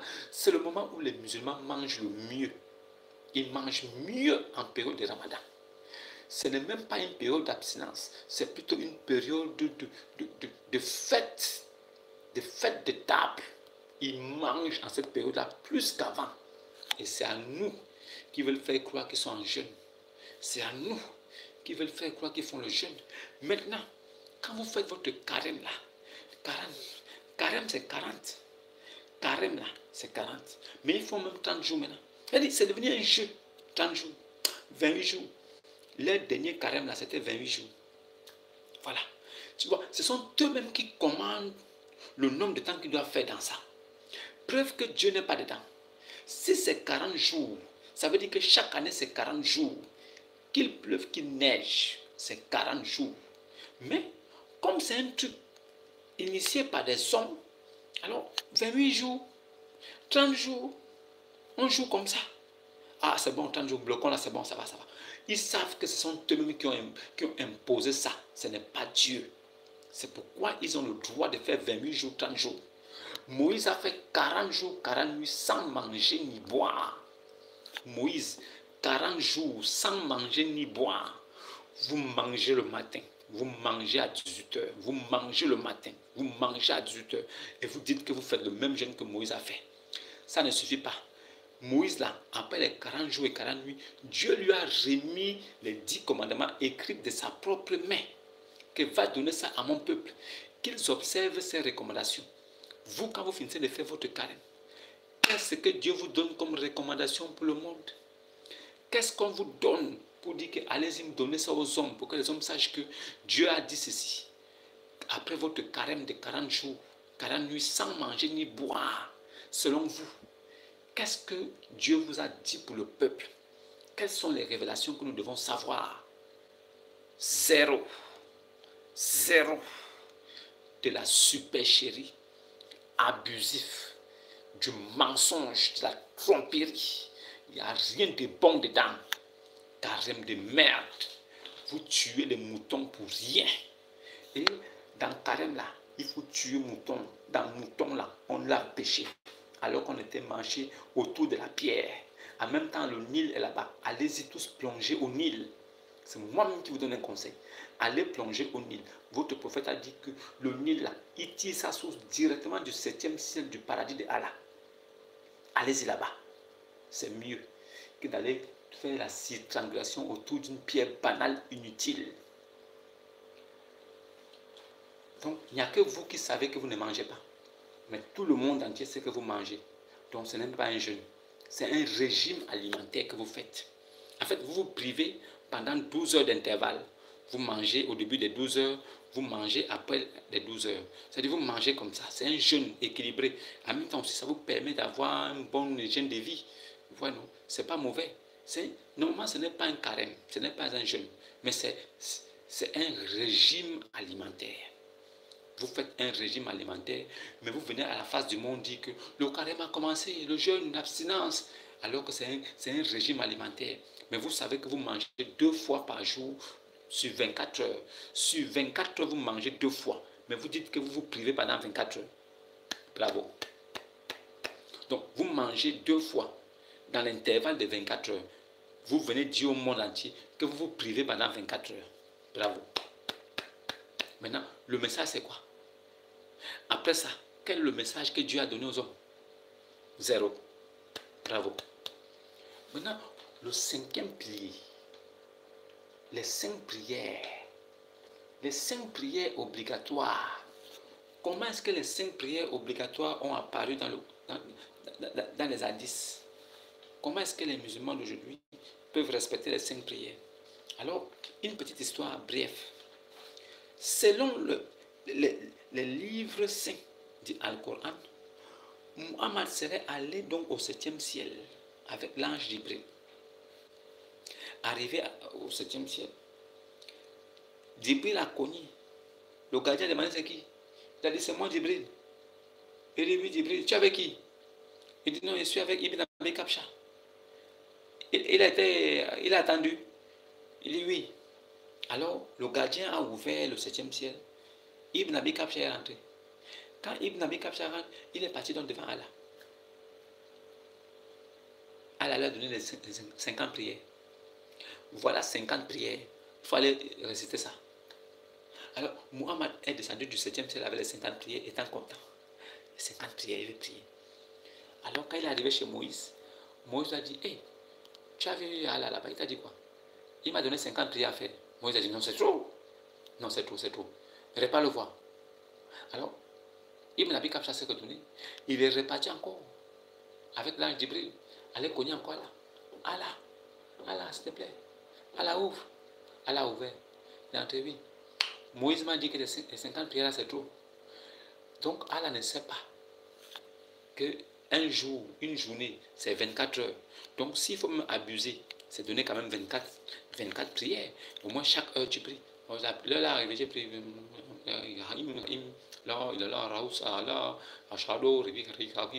Après, ça fait 5 ans. Après, encore, j'attends. La prochaine heure, encore. Allah Akbar. Akbar. D'accord. Rahim. Paf. Tu attends encore la prochaine heure. Ça devait être 1 heure par heure sur 24 heures. Ça fait 24 prières. Allah n'est pas omniscient. Il n'est pas omniprésent, omnipotent. Il n'est rien de tout ça. Sinon, il aurait su que sur l'espace de 24 heures, tu ne peux pas prier 50 fois. Il aurait su ça. C'est Moïse qui se joue maintenant les dieux pour dire à Ibn Abi Kabsha que ne voudrait pas le voir. Allah a dit, ok, d'accord, j'enlève 10, repars. Voilà Mohamed qui ressort maintenant du 7e ciel. Il a 40 prières. Alors dès qu'il croise encore Moïse, il t'a dit quoi? Bon, non, il a enlevé 10. Il m'a donné 40. Moïse dit non, c'est trop. Repars voir ce gars, tu lui demandes de diminuer. Alors voilà, Ibn Abi Kabsha qui repart tranquillement voir Allah. Oui, rentre. Ah, je suis venu de la part de Moïse. Moïse dit que c'est 40, c'est trop. C'est Moïse qui dit ça. Ah bon? Bon, j'enlève 10 encore. Tu as 30, c'est bon, oui. Ok. Ibn Abi Kabsha reçoit le 7e ciel. Il n'est pas encore chez Moïse au 6e ciel. Alors Moïse lui dit, ah, tu veux comment? Il dit, oh non, j'ai là diminué, c'est 30. Moïse dit, non, 30 c'est trop. Non, c'est trop. Repars voir ce type-là. Demande de diminuer encore. Alors voilà, Ibn Abi Kabsha qui répond encore. Il va voir Allah. Oui, ça m'a donné 30 prières, c'est trop. Hein. C'est Moïse qui a dit que c'est trop. Donc Allah lui-même ne connaît pas que c'est trop. Allah qui est omniscient, omnipotent, omniprésent, il ne connaît pas que c'est trop.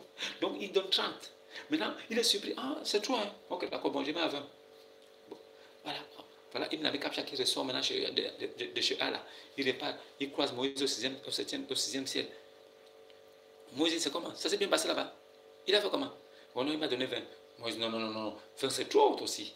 Repars voir ce type-là, tu dis qu'il diminue.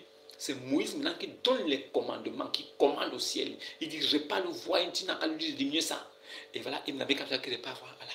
Ibn Allah, je suis revenu. C'est Moïse qui est fâché. Il dit, non, tu m'as donné 20, c'est trop. Il faut diminuer.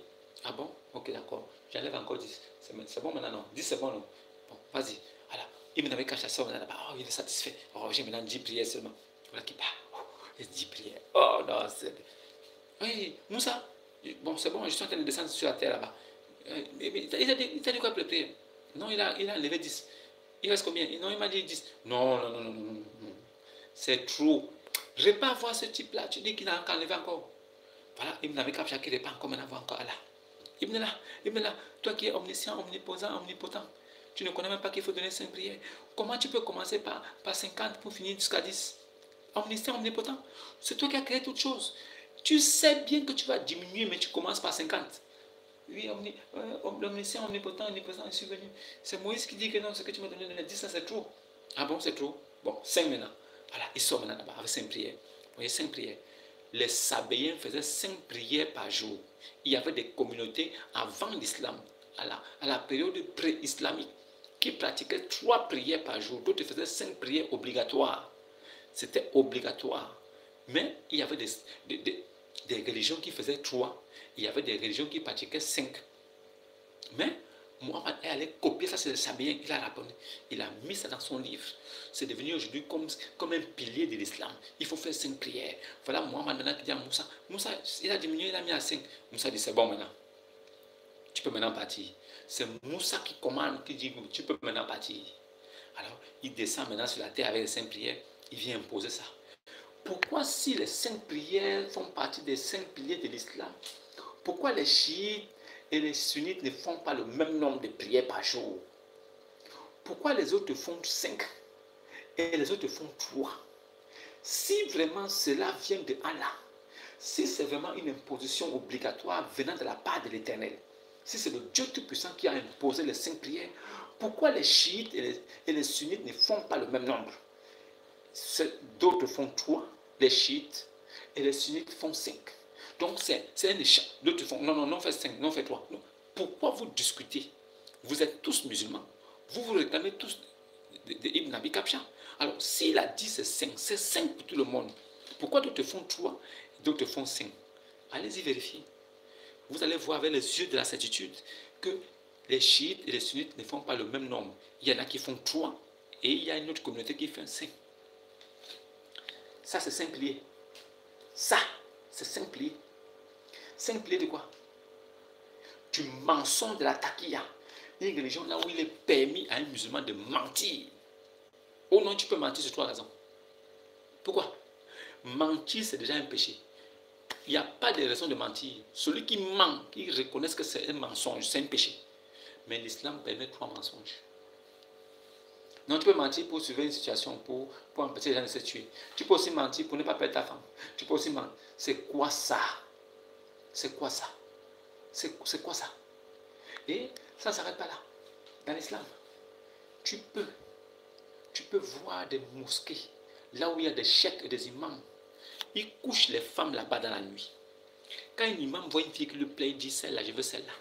Ce sont les petits là qui vont la chercher pour la taper. Donc il la tape dans la mosquée. Il la tape dans la mosquée. Et ça n'est pas nulle part. Il lui propose de l'argent, il la tape dans la mosquée. C'est dans la mosquée qu'il accouche. Ça là, c'est Dieu. Ils ne sont pas différents des églises que vous voyez partout là, des hommes là, des églises des hommes que vous voyez partout là. Pas des églises du Seigneur Jésus. Les 5 piliers de la mort, ce n'est pas Dieu qui est dedans. Les 5 piliers là, il n'y a pas Dieu dedans. La preuve, c'est qu'il est mort. Il n'a pas laissé un livre, mais il a laissé 7 sabres. Donc 7 épées. Un envoyé de Dieu qui est venu pour annoncer la parole de Dieu sur la terre. Il meurt. Il laisse 7 épées. 7 épées.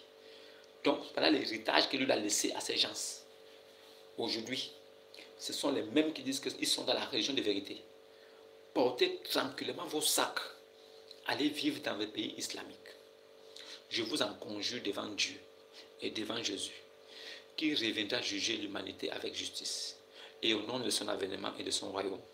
Je vous en conjure, je vous supplie à genoux, allez vivre dans les pays islamiques. Vous, musulmans noirs, qui avez été trompés, troqués, qui avez été tronqués, qui avez été dupés, roulés, rusés, qui avez été mentis, qui avez cru être dans la vérité. Allah dit qu'au jour dernier, il vous demandera pourquoi vous n'avez pas immigré vers les pays musulmans. Donc si toi, tu sais que tu es musulman, ce n'est même pas la peine que tu vives dans un pays non musulman. Porte ton sac, va déjà t'installer dans un pays arabe musulman et vis là-bas. Comme ça, le jour où Allah va te rappeler à lui, au moins toi, tu aurais vécu dans le pays de l'islam, tu seras peut-être sauvé. Vous préférez fuir vos pays islamiques, venir vivre dans les pays laïques, là où toutes les religions sont permises, et là où le nom de votre Dieu n'est pas crié à haute voix dans les rues. Vous venez dans les pays où le nom de votre Dieu n'est pas crié à haute voix dans les rues. Vous venez créer vos mosquées là-bas. Et vous voulez que les gens vous suivent dans ça. Restez plutôt dans vos pays avec vos mosquées. Criez le nom de votre Dieu Allah dans les rues. Ceux qui vont voir que c'est le véritable Dieu, ils quitteront leur pays pour venir s'installer avec vous là-bas. Vous allez l'adorer là-bas en esprit et en vérité, en physique et en acte. Vous allez l'adorer là-bas en physique et en acte. Vous allez l'adorer là-bas pour que tout le monde entier sache que vous êtes vraiment des grands croyants. Laissez les pays laïcs, laissez les pays qui ne respectent pas l'islam, laissez les pays qui ne sont pas arabes. Vous serez jugé en langue arabe. Allah va vous juger en arabe. Il vous fera réciter toutes les sourates là en langue arabe. Vous allez vous défendre comment? Puisque quand vous priez, vous faites des incantations en langue arabe. Après, vous parlez maintenant en français. Après, c'est le français. Maintenant, quand vous avez fini de faire vos prières maintenant en arabe, comme vous êtes incapable de parler la langue arabe pour faire vos prières, vous faites maintenant vos prières en langue de vos langues maternelles. Vous faites maintenant vos prières en langue que vous parlez couramment, pour que votre Dieu comprenne ce que vous dites. Mais si votre Dieu est omniscient, omnipotent, pourquoi vous ne pourriez pas prier en une langue de votre choix? Priez en la langue que vous voulez. Mais votre Dieu est omniscient, omnipotent, il va comprendre. Est-ce que tu as besoin d'aller épouser la langue d'un autre peuple? Devenir maintenant comme un esclave de ce peuple? Non. Prie ton Dieu en toutes les langues que tu veux. Prie ton Dieu en français, en langue anglaise, en espagnol, en langue maternelle, ta langue paternelle. Prie ton Dieu en toutes les langues que tu veux. Il va t'écouter. Il est omniscient, omnipotent, omniprésent. Il est le Tout-Puissant. Pourquoi te concentres-tu sur une langue que tu ne maîtrises même pas la grammaire, même pas l'orthographe? Pourquoi tu te concentres sur une langue que tu ne comprends pas, que tu ne parles même pas aussi? Mais tu récites seulement des choses dont la compréhension t'échappe. Tu ne comprends pas, mais tu récites. Sur quelle base? Quelle est la compréhension de ces choses? Comment peux-tu être dans une religion dont tu ne comprends pas le fondement? On te dit que non, pour mieux comprendre, il faut que tu parles en arabe. Pourquoi? Pourquoi pour comprendre une religion, il faut que je sois arabe? Donc si je ne suis pas en arabe, si je ne parle pas l'arabe, si je ne comprends pas l'arabe, je ne peux pas comprendre cette religion. Alors qu'est-ce que tu fais là-bas? Qu'est-ce que tu fais dans une religion où tu ne comprends pas l'arabe? Qu'est-ce que tu fais dans une religion où tu ne comprends pas la langue? Tu seras toujours trompé. Tu seras trompé parce que tu ne comprends pas la langue. Par contre, si tu comprends la langue, alors tu pourras comprendre réellement et parfaitement la chose. C'est pourquoi, aujourd'hui, 87% des musulmans ne comprennent même pas ce qu'ils récitent eux-mêmes. Ils ne comprennent même pas ce qu'ils disent eux-mêmes. Parce qu'ils ne parlent ni la langue, ils ne comprennent ni la langue. Ils n'écrivent même pas. Ils sont perdus. Ils pensent que c'est en récitant qu'ils seront exaucés. Ils croient que ce sont les récitations qui vont les rapprocher de Dieu. Mais ils récitent en une langue qu'ils ne comprennent pas. Mais ils font des demandes en leur langue maternelle. C'est quoi ça? C'est une imposition. C'est une sorte d'imposition, de domination venant de la part du pays du sable. Ressaisissez-vous et réveillez-vous. Si votre Dieu est le véritable, priez-le en votre langue maternelle. Il va écouter. Ne soyez même pas complexés. Quelle qu'en soit la langue que vous utilisez, il va vous écouter. Soit il est Dieu Tout-Puissant, soit il ne l'est pas. Ne paniquez pas. Ne soyez pas dans l'émotion ou bien là. Oh non, si c'est l'arabe, si tu ne parles pas en arabe, il ne comprend pas. Non. Quelle qu'en soit la langue que tu parles, il va écouter. Il est omniscient, omnipotent, omniprésent. Donc, qui vous a forcé à rester dans ça? C'est une imposition. Ce n'est pas la vérité. Réveillez-vous. Faites des recherches. Allez-y vérifier. Qu'est-ce que le gars raconte comme ça? Le monsieur là a dit telle chose. Est-ce que c'est vrai? Le monsieur là a dit telle chose. Est-ce que c'est vrai? On prend, on va en vérifier. Les hadiths sont là. Pour vérifier. Pour voir si réellement ce que je dis est vrai. Bien sûr. J'ai la certitude que c'est vrai. Les 5 piliers de l'islam, ce sont les 5 piliers de la mort. C'est une foi inerte, c'est une foi morte. Ça ne s'appuie sur rien. Ça s'appuie seulement sur un mélange des religions autour de l'islam, autour de l'Arabie Saoudite. Tout ce que vous voyez dans les 5 piliers ont été piochés dans les religions qui existaient déjà à l'époque pré-islamique. C'est des choses qui existaient déjà autour de l'Arabie Saoudite. Ils ont juste pioché, ils ont appris. C'est-à-dire, ils prennent, ils mettent, ils prennent, ils ajoutent, ils prennent, ils ajoutent, ils prennent, ils ajoutent. C'est ce qui a formé l'islam. Mais en réalité, il n'y a pas de base solide. Je terminerai par ça.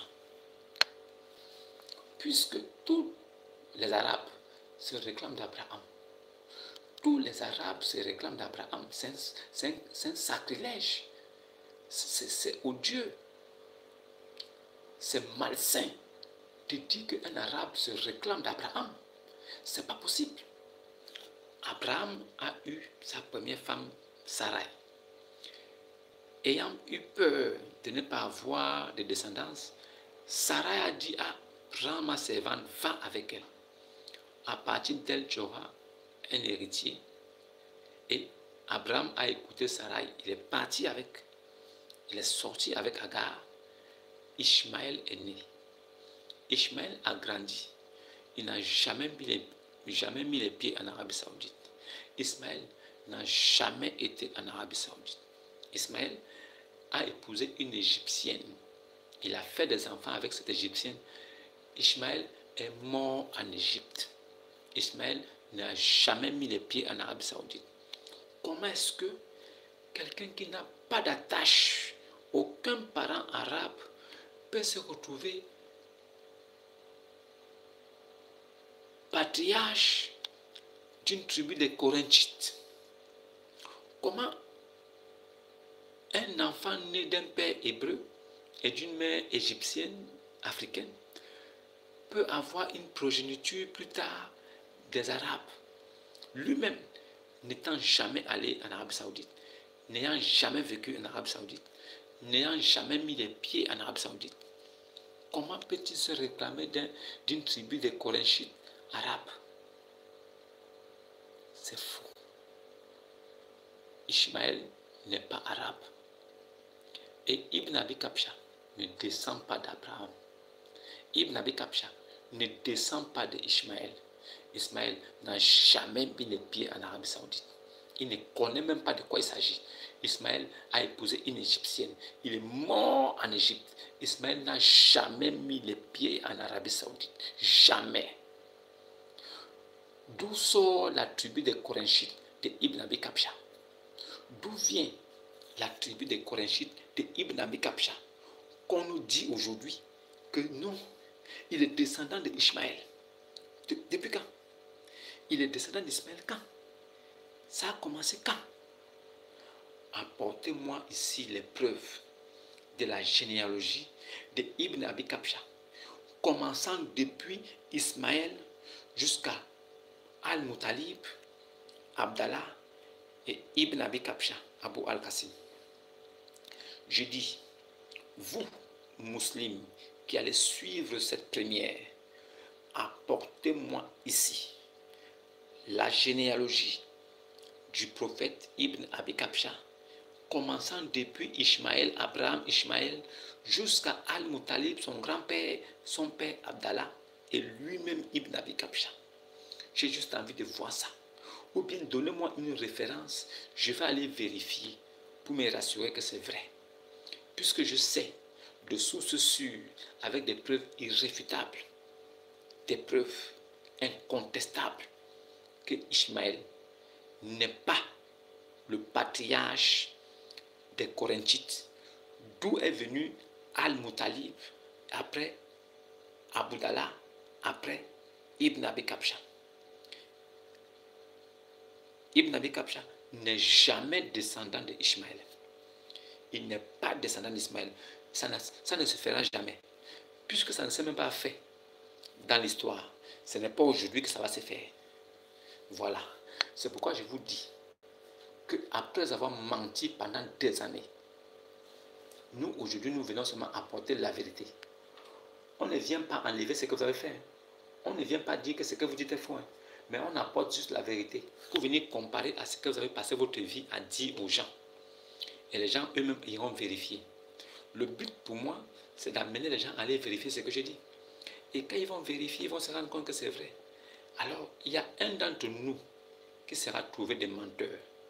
Alors, moi qui ai dit la vérité évidente, avec des preuves, que tout le monde peut trouver sur le net, quand les gens vont regarder, ils vont dire, c'est vrai ce que le fou l'a dit. On le prend pour un fou, mais ce qu'il dit est vrai. Quand ils vont vérifier, alors, ils vont s'asseoir dans un coin et ils vont commencer à réfléchir. Ah, Foula a dit ça, Foula a dit ça, mais c'est vrai. Il a aussi dit ça, mais c'est vrai. Mais il a aussi dit ça, c'est vrai. Mais je suis dans quoi comme ça? Alors il ira vers son imam pour lui poser des questions. L'imam va dire non, non, non, il faut laisser ça. Il ne faut pas suivre les gens là, c'est des fous, ils mentent, c'est des menteurs. C'est des menteurs. Il ne lui dira pas que ce qu'il a vu là lui-même, avec des preuves là, est faux. Mais il va dire ce sont des menteurs, ne les suis pas. Mais le gars ne peut pas dire que ce sont des menteurs parce que lui, il a vu les preuves. Alors il va juste garder le silence et il ne sera plus musulman. Pourquoi? Parce que la sourate 5, verset 101 ne pourra plus s'appliquer à lui. Que ne posez pas de questions. Ne faites même pas de recherches sur des choses que si elles vous étaient révélées, vous mécontenterez. Alors lui, il a commis l'erreur en allant faire des recherches et en cherchant à savoir la vérité. En même temps, il a désobéi à son livre. Il n'est plus musulman. Et je sais, avec assurance, que ce sera seulement une question de temps pour qu'il quitte cette religion, cette secte satanique. Il partira de là-bas doucement, sans même que son imam ne s'en rende compte, sans même que ses frères ne s'en rendent compte, parce qu'il aura découvert la vérité. Et toutes les personnes qui découvrent la vérité sortent de l'islam. Toutes les personnes qui découvrent la vérité quittent l'islam. Ça, je le sais. Voilà pourquoi je suis confiant. Et c'est pourquoi je me bats toujours pour vous apporter ici des preuves irréfutables. Je vous apporte des preuves que quelqu'un ne peut pas contester.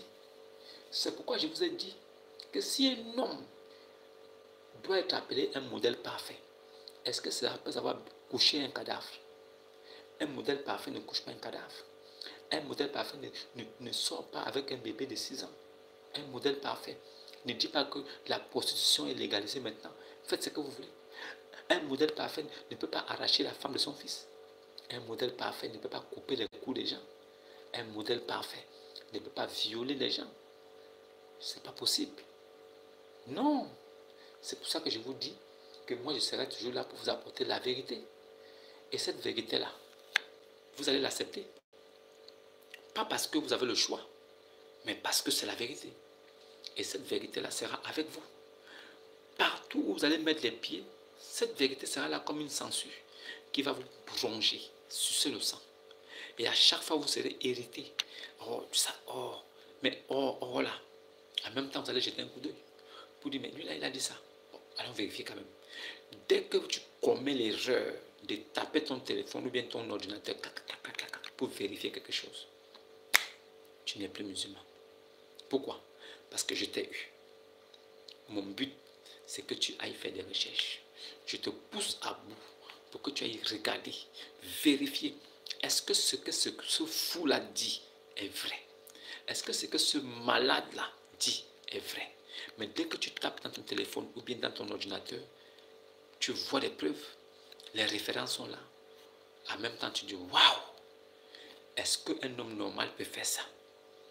Toi-même, en tant qu'humain, rempli de bonne conscience et de bon sens, est-ce que tu trouves normal qu'une personne comme toi et qui se dit être venu de la part de ton Seigneur puisse faire une telle atrocité, puisse commettre une telle abomination? Est-ce que vraiment il est venu de Dieu? Est-ce qu'il était vraiment le messager de Dieu? C'est la question que je veux que vous vous posez à travers ce que je dis de votre type là. Aujourd'hui, nous savons clairement que lui-même, il a dit que son âme va reposer entre les mains de Jésus, qui est un homme comme lui, un prophète comme lui. Pourquoi il n'a pas dit que son âme va reposer entre les mains de Moussa? Si vraiment Moïse l'a vraiment aidé au paradis, au point de l'aider à quitter de 50 prières à 5 prières, mais il pouvait dire que son âme va reposer entre les mains de Moussa. Ça devait être clair. Mais son âme va reposer entre les mains de Yassou, Jésus, qui va revenir juger l'humanité. Mais pourquoi il n'a pas dit que c'est Moussa qui va revenir juger l'humanité? Est-ce qu'il ne connaissait pas Moussa? Il a vu Moussa au ciel. Pourquoi Moussa ne revient pas? Mais pourquoi c'est Yassou, Jésus, qui revient? Posez-vous la question. Et pourquoi il a dit aussi que aucun d'entre vous ne peut hériter le ciel grâce à ses bonnes œuvres, à moins que Dieu ne lui fasse miséricorde de la grâce, à moins que Dieu ne lui fasse miséricorde et grâce. Pourquoi? Posez-vous ces questions. Saïd Al-Bukhari, tome 2, page 3448. Saïd Al-Bukhari, tome 2, page 3448. 4, page 871, hadith. Saïd Al-Bukhari, tome 4, page 871, hadith 64-67. Allez-y vérifier. Allez-y vérifier. Vous allez comprendre qu'il vous a laissé dans un travail à faire. C'est ce qu'on appelle la religion. Des choses à faire, des actes à poser pour plaire à une divinité. Il vous a laissé dans quelque chose que faites comme ça, marchez comme ça, regardez comme ça, faites comme ça. Après lui-même, il a confessé de sa bouche que tout ça était inutile. Dans les hadiths, on voit clairement que lui-même, il renie tout ce qu'il vous a donné. Et il s'est retourné vers le vrai Dieu pour dire que voilà ce qu'il faut faire. Mais vous refusez de croire parce que vous pensez que votre livre là, c'est la vérité. Ça n'engage que vous. Si vous pensez être plus intelligent que votre prophète, ça n'engage que vous. Si vous pensez être plus clair et plus sage que votre prophète, ça n'engage que vous. Si vous passez votre temps à dénigrer, à diffamer votre prophète vous-même, en disant que vous là, vous êtes plus intelligent que lui, ça n'engage que vous. Mais moi, à chaque fois que vous allez vous montrer plus intelligent et plus sage que votre prophète, je prendrai ce que vous avez dit et je prendrai ce que votre prophète a dit.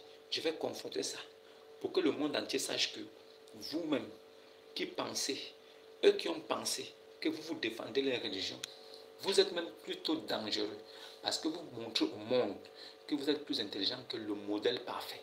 Si vous êtes plus intelligent que le modèle parfait de l'islam, alors l'islam n'existe plus. Parce que vous, attardé mental, illettré analphabète, vous qui vous mettez dans les réseaux sociaux devant la face du monde, dire que le nom de Dieu c'est l'éternel. Un homme comme ça, avec une acuité intellectuelle de 2%, qui vient se jouer les ngogozo, les kokoko, devant son prophète, pour dire que non, le prophète était con. C'est lui maintenant qui connaît. Le prophète a dit que son âme va reposer entre les mains de Jésus. Lui il vient dire que Jésus n'est pas Dieu. C'est Allah qui est Dieu. Mais si Jésus n'est pas Dieu et que c'est Allah qui est Dieu, pourquoi Muhammad ibn Abi Kabsha n'a pas dit que son âme va reposer entre les mains de Allah? Pourquoi il n'a pas dit que son âme va reposer entre les mains de Allah? Pourquoi il dépose ça entre les mains de Jésus? Réfléchissez. Réfléchissez. Si vraiment Allah était Dieu, Ibn Abi Kabsha, alias Mahomet, devait dire que son âme va reposer entre les mains de Allah.